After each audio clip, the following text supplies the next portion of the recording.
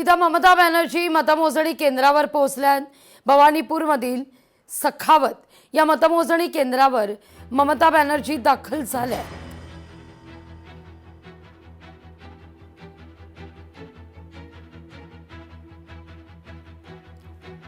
ममता बॅनर्जी यांना पश्चिम बंगालची जनता कंटाळली आहे।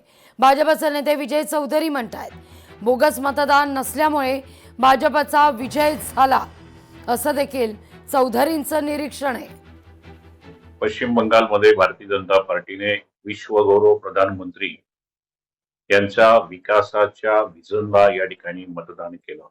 खरी तर ममता बॅनर्जी यांना जनता जनार्दन कंटाळली होती। बांगलादेशी मुसलमानांना त्या ठिकाणी मतदानासाठी सातत्यानं ममता दिदी त्या ठिकाणी बोलवायच्या, मतदान करून घ्यायचे। पश्चिम बंगालच्या जनतेनं विश्वगौरव प्रधानमंत्री नरेंद्र मोदीजी यांचा बलशाली भारताचं विकासाचं स्वप्न साकार करण्यासाठी हे मतदान केलं, त्याबद्दल मी त्यांचं मनापासून आभार व्यक्त करतो। देशातील 5 राज्यांच्या निवडणुकांचे निकाल हे हाती आलेत। 3 राज्यात भाजप आघाडीवर आहे।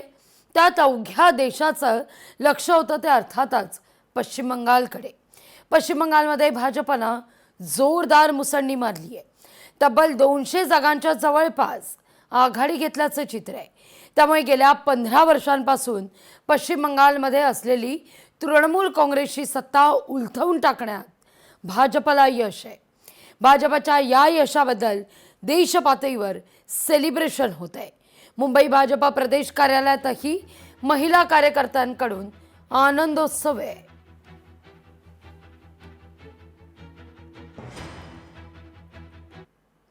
पश्चिम बंगालमध्ये भाजपची सत्ता आहे।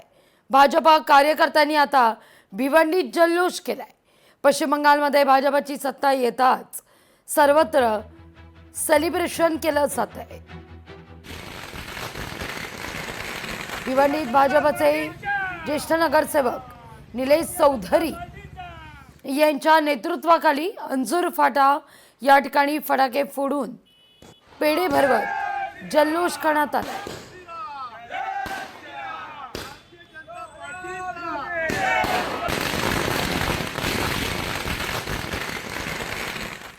डीएमकेला तामिळनाडूच्या नागरिकांनी योग्य उत्तर दिले।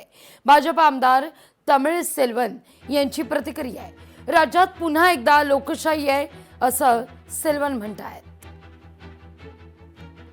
टीवीके और एडीएमके इनको समर्थन किया, स्टालिन का डीएमके को पूरा निकाल के फेंक दिया तीसरा 4th स्थान में। ऐसा ही वेस्ट बंगाल में भी डेमोक्रेसी नहीं था। वेस्ट बंगाल और तमिलनाडु में डेमोक्रेसी आ गया।